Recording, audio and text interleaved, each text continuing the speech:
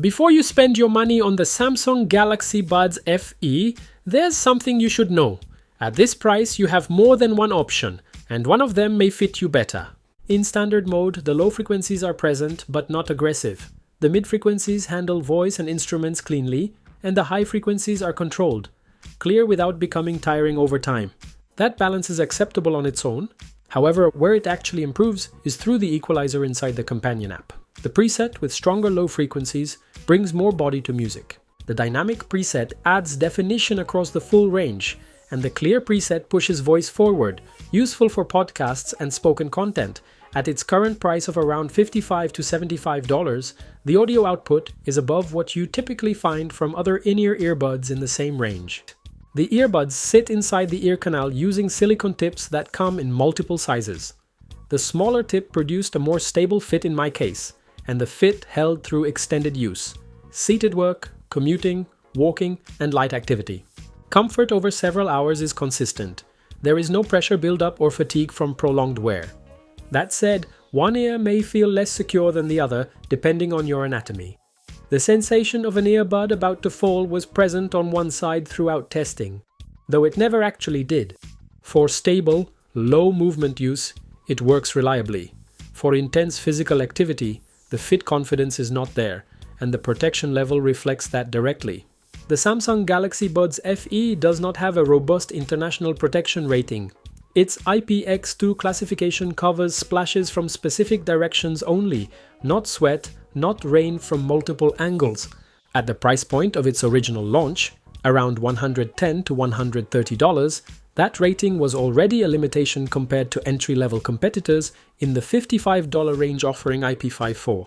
Today, at $55 to $75, it is still a constraint worth knowing before you decide how and where you will use it. 6 hours on the earbuds, 21 hours total with the case.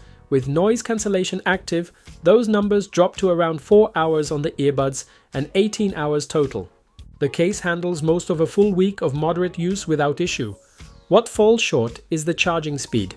A full charge takes approximately 2 to 3 hours, which is slower than most current competitors. There is also no wireless charging. The case requires a cable, and if you already use wireless charging for other devices in your setup, that is an adjustment worth factoring in. In quiet environments, a home office, an indoor space with controlled noise, the microphone captures voice clearly enough for calls to flow without issues for the other person. In demanding environments, metro, heavy traffic, outdoor wind, clarity drops noticeably and the other person will have difficulty understanding you. It is functional for everyday use in controlled conditions. In noisy settings, it is a limitation. The companion app covers equalizer presets, volume normalization, touch control configuration, sound ambient mode, and device location tracking, making it easier to locate misplaced earbuds and more precise than audio-based trackers used by other brands. Noise cancellation performs above what competing in-ear earbuds in this price range typically deliver. Touch controls are customizable, however, volume adjustment functions are linked together and cannot be set independently from the other controls. Bluetooth stability is solid up to 8 meters without signal loss. One practical limitation: removing only one earbud does not pause playback. Both must be removed for the pause function to trigger, a standard that other products in this segment have already moved past. The app's full feature set also depends on the device you connect to. Older Samsung devices and non-Samsung devices may not access all functions.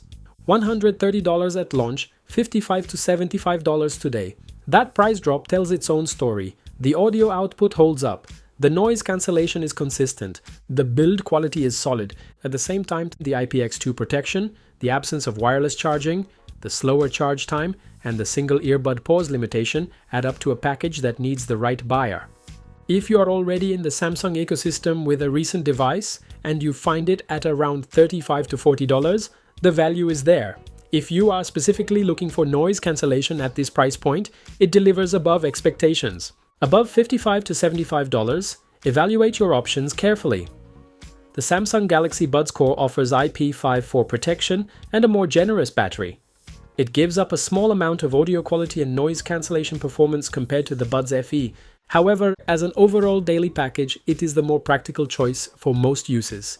If you're still deciding between the Galaxy Buds FE and the Galaxy Buds Core, I've already made a dedicated comparison. You'll find it at the end of this video and in the pinned comment. That wraps up my review of the Samsung Galaxy Buds FE. If this ends up being the right choice for you, the affiliate links in the description already point to the best prices I found. Buying through them doesn't cost you anything extra, but it does help support the channel and allows me to keep producing independent, detailed reviews. Thanks for spending your time here, and I'll see you in the next one.